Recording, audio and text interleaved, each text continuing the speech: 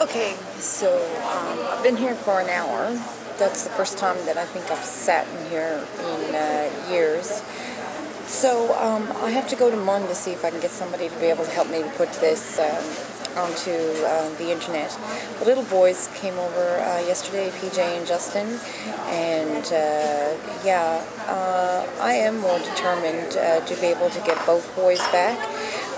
Especially with the comments that PJ had made. It was a regurgitation back of what the social workers would say. It wasn't my son thinking for himself compared to what he used to be like. I mean, this is the same little boy who would stand up and say what he had to be able to say and make sure that he got heard. There were opportunities or situations in which we encountered as a family where I did end up smacking my son.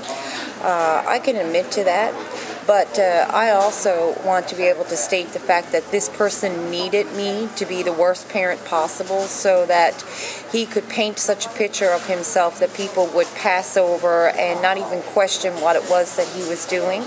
He knew how to be able to manipulate the system, the court system, and by going and having subtle conversations, ruining me, making sure that what people saw and what was happening in my own home would support what it was that he needed, so these people would continue to help them. And the thing about it is, because I am the parent does not mean that it's okay to rape me.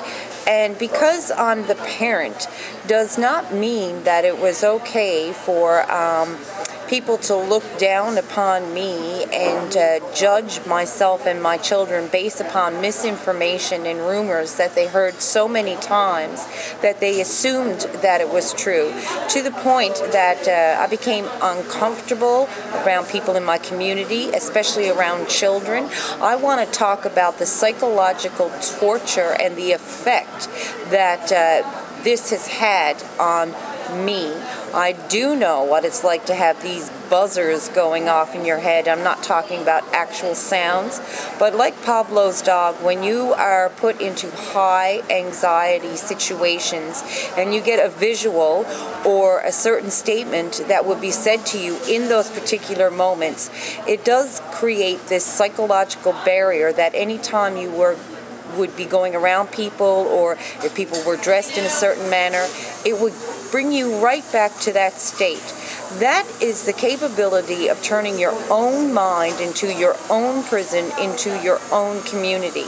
That compounded with the rumor mill, really it was impossible to be able to be a human being in this community, to be able to have a conversation with people was an impossibility. As soon as I would walk there, I could hear little rumors like, people are not aware of when you know you're being talked about, like you do. And if anybody tries to say that someone cannot make you feel in a particular manner, that's usually a bully who's saying that, because you can make people feel a certain way.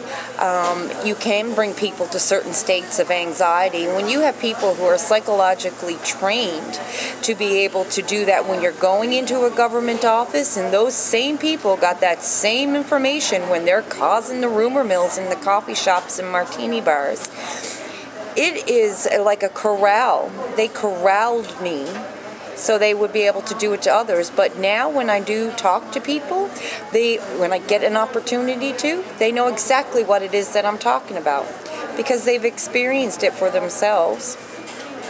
And that's why I feel that is a major security threat, is these paperwork jobs that are creating narrative synopsis of what they believe are going on. It's not based in reality. Like I said to PJ said I took it a bit too far, and I said I did not think I was taking it far enough, in the simple fact that we can't talk about reality. When I do something wrong, I do admit to it, and you do know that, and I am your mother, and you will be coming back because I want you here. And to think that they can psychologically train me, like cutting my brain out, not to think about my own children, to tell me what it was that they were going to do to me as I stood back and watched it happen.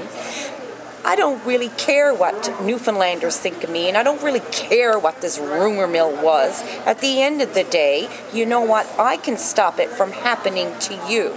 And I'm still coming across so angry. That's why I can't really get out there and talk to many people, because I really, am a very bitter, angry human being that has been raped to the nth degree, that had my brain cut out with psychology, and I feel quite justified in being able to sit somewhere and rant and rave, because God knows I can't get anyone to talk to me. I gotta do it. This is the only way that I can do anything here.